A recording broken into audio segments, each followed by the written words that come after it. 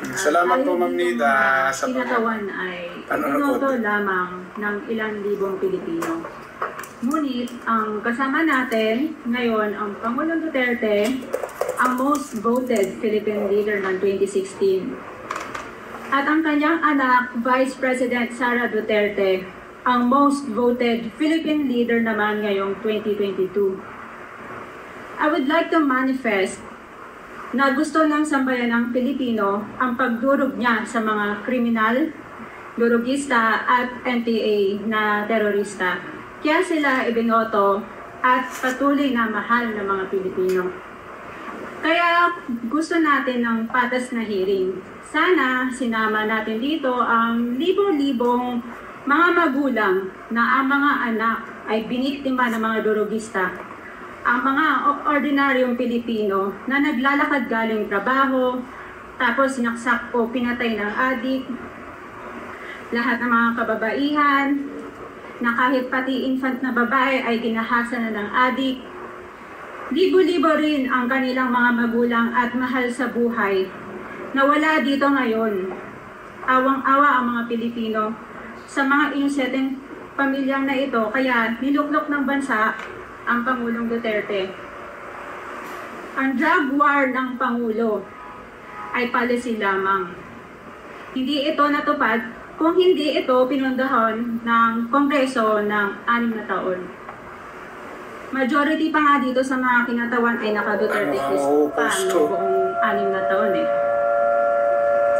Ang Duterte Youth Party List ay patuloy na naninindigan sa Pangulong Rodrigo Duterte at pangalawang Pangulo, Sara Duterte, na naglingkod ng maayos, dumurog sa mga durugista, kriminal at NPA na terorista para proteksyonan ang milyon-milyong Pilipino. Yes. Bakit wala nag-iimbestiga dito o nag-iimbita sa atin sa sobrang raming Pilipino na biniktima ng mga durugista? Mukhang pro Duterte to kasi may Duterte ano siya. Sa mga progresista na kaalyado ng mga NPA, maya naman tayo sa topic ng pagpatay dahil kayo mismo, hindi kayo nagsasabi ng pagpatay ng NPA sa mga pulis, sundalo at mamayang Pilipino. Pati rin po sa mga natitirang resource persons na gustong mag-abogada papuntang ICC, si Attorney Maria Cristina Conti, na kandidato ngayon ng Bayan Muna Party List. Kasama po ang inyong katabi na si Nery Colmenares ng Bayan Muna.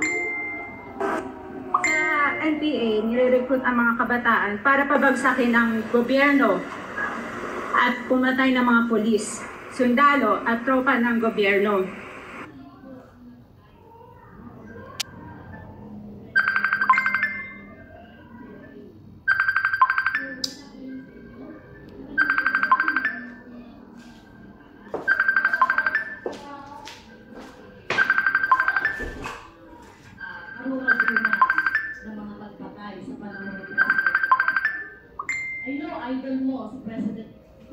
Hindi nyo naman kinokondena ang pagpatay nila. Ang kinokondena nyo ngayon ay ang dalawang naging most trusted leaders ng bansa na todo effort protektahan ang milyong-milyong mga Pilipino. In support sa advocacy sa Pangulong Duterte, ang Duterte Youth Party List ngayon, Kongreso ito, ang kaisa-isang nagpapanukala na pagbalik ng death penalty para sa mga rapist, kidnappers, durugista at terorista. In behalf of the Duterte Youth Party List, kami ay nagpapasalamat sa todong suporta ng Pangulong Duterte at VP Sara Duterte sa mga tropa ng gobyerno at sa pagdurog nyo sa mga kriminal, durugista at NPA na terorista. Yun lang po. Maraming salamat po, Mr. Chair. Thank you, Congresswoman.